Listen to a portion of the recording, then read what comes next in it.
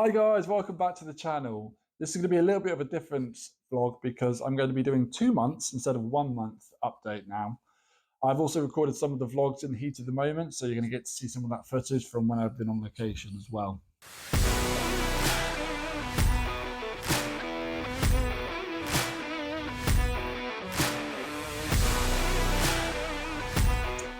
Let's pick up from where we left off last time, which is the end of the Brighton Marathon.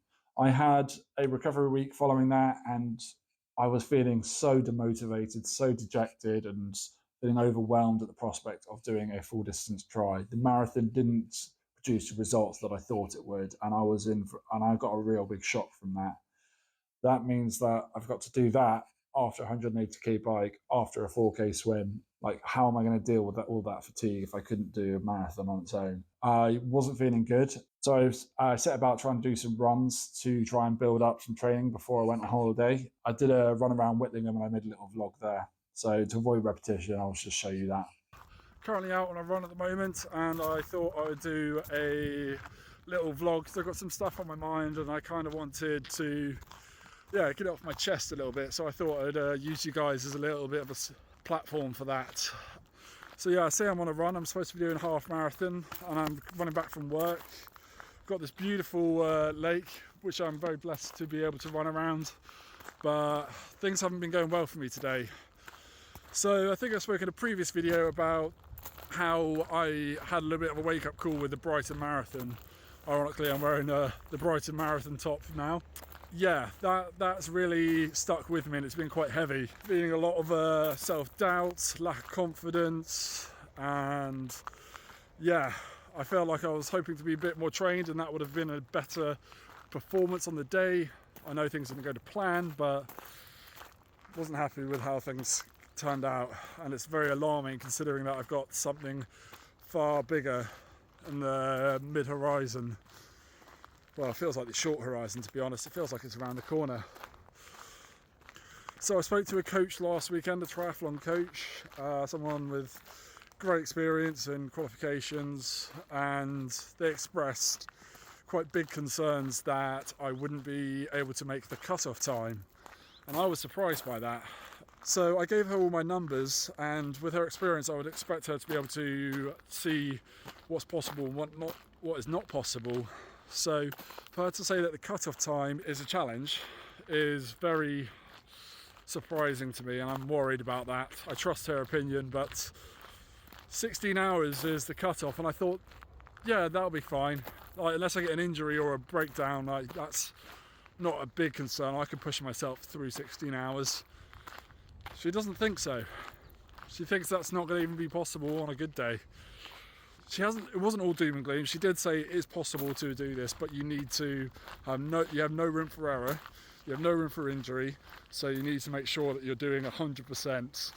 Well, I've gone out for this run today, and I've just had this dark cloud chasing me, and this lack of self-belief is, just a constant voice in my head, and it's a battle I've got to get through just to be determined to do this. I mean, I won't lie, today I was even looking at alternative triathlons like later in the season over in other countries so that I could have an insurance in case my plan A doesn't go well. But I don't want to do that. It's a very expensive fallback option that I shouldn't need to do. I should just focus on doing these next 10 weeks properly. So I came out on this run back from the office, and I thought, yeah, this is going to be a good training session. I'm going to big myself up. I've got about 10k in, and I can't even say that I'm tired. I don't know, it's just the voice is just, there's a phrase that I keep getting reminded of, which is whether you win or lose, it's in your mind first. Yeah, really demonstrating itself right for me today. Well, anyway, I thought I'd just get this all vented out my system. Hopefully I'll be able to get my head back in the game and finish off this run. So yeah, you can see that I was just trying to build back up and build my motivation, but it was a bit difficult. Getting the coaching was a really good step. I think it's very important. I should have got that a lot earlier. I have got a training plan, so I thought that was going to be fine. but a coach is somebody that really listens to you as an individual. I'm sure it wasn't her intent to make me feel like I was not good enough for a full distance try, but I also think that when it comes to fitness and you're asking somebody for feedback, you need that objectivity there so that you can actually react according to what they're saying. And it's down to me as an individual to how to process that. Do I want to be feeling upset and saying, no, that's not very fair what you said? Or do I want to take that on board and use that as fuel to push myself forward? Chose the latter. I did feel hurt at first, thinking she doesn't know me, she doesn't know anything about me. But, it was our first meeting, so there is going to be a margin of error there. But I wanted to take that on board and use it as fuel for fire. So then I went around on the UK on a holiday, which was amazing. And I did a little vlog summarising all of that. Lots happened over the last week. I think I said in my last vlog, I was feeling very demotivated. I set out for a 15k and it didn't happen. So in this video, I've got something a bit more positive to say, which is nice. So following on from last week's video, I have been touring around the UK, seeing friends, which has been lovely. First on the stop was Yorkshire Dales. And this time I really wanted to boost my confidence by doing another long run, but this time achieving it, completing it, and I was able to do that. And around the Yorkshire Dales, which is a lot more hilly than I was used to back in East Anglia. East Anglia is beautiful for so many reasons, but when you climb a hill and you get a nice viewpoint over the landscape, that is really nice. So I got a few points of that in the Yorkshire Dales, which was lovely.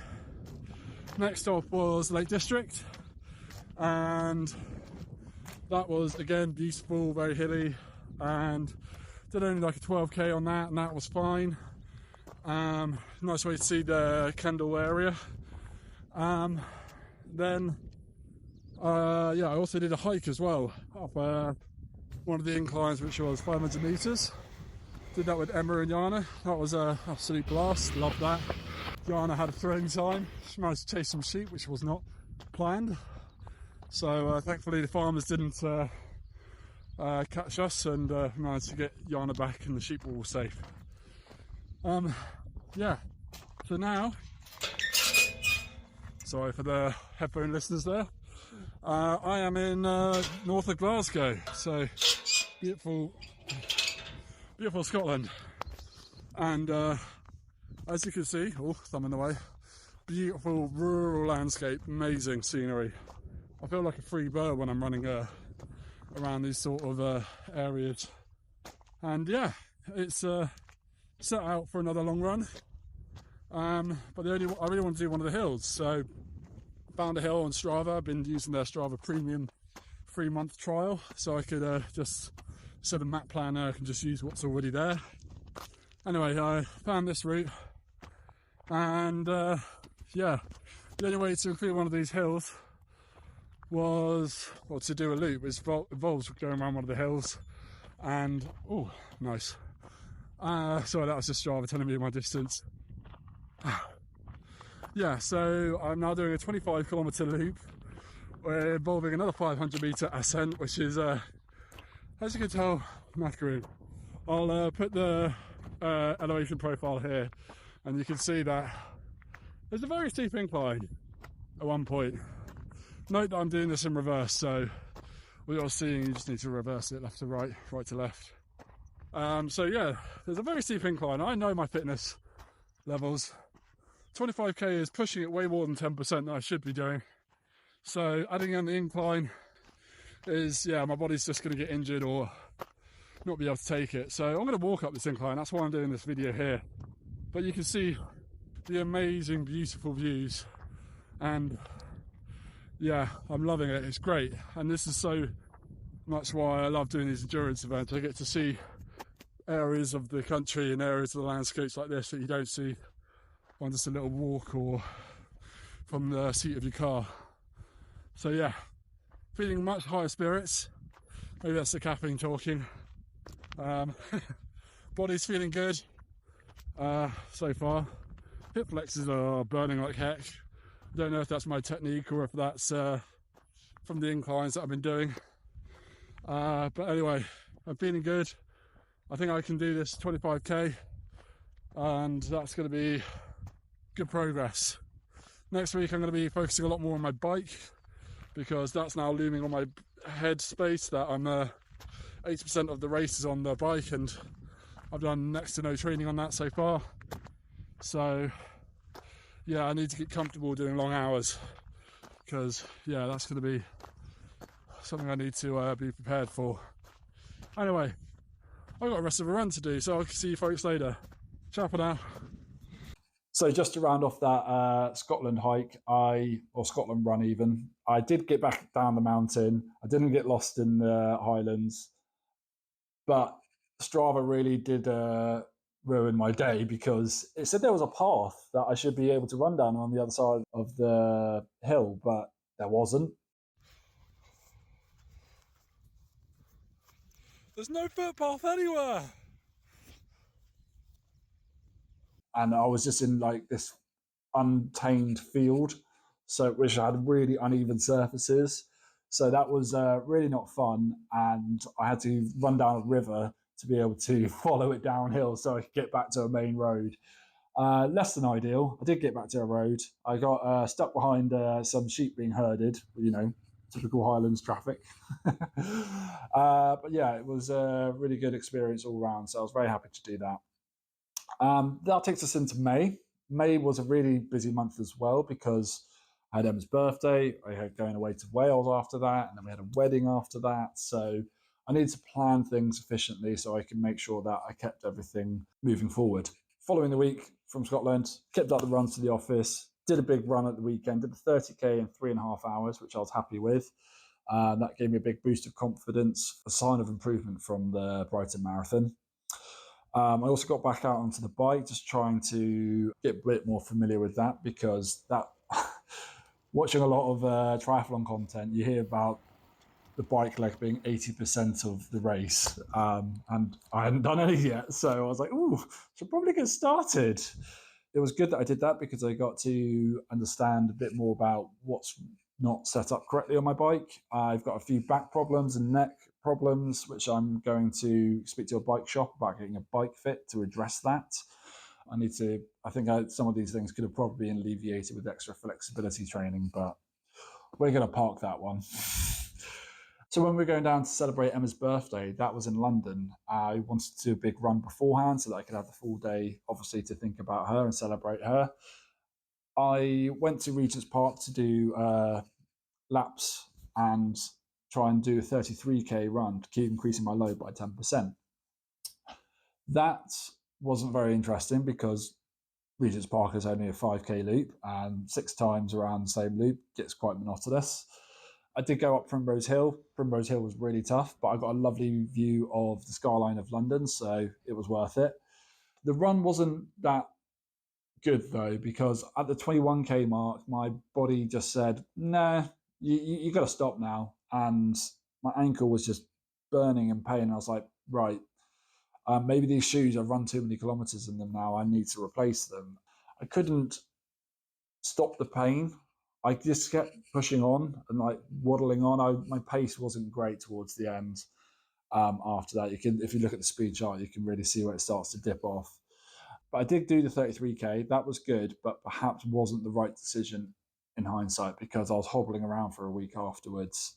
When we went to Wales the following week, we went on a hike up Penny Fan, which was beautiful. 200 meters from the end, though, I rolled my ankle, and that just really added to the injury I already had. So not great. These weren't like serious injuries, like a torn ligament or broken bones or anything like that. Nothing like that. But it's enough to say you've got to rest, and that's not really conducive with what the coach was saying to me before. You have no margin of error. So I really wanted to make sure that everything was going forward every week, and I thought I planned everything right. But when you get an injury, you can't really do anything about that. So. But I did get back out on a run after I got back from Wales, and I thought I'd do a threshold test. We're 5 weeks out from the race, so I kind of want to understand what my body's at and has there been any progress. And I was really pleased with the results.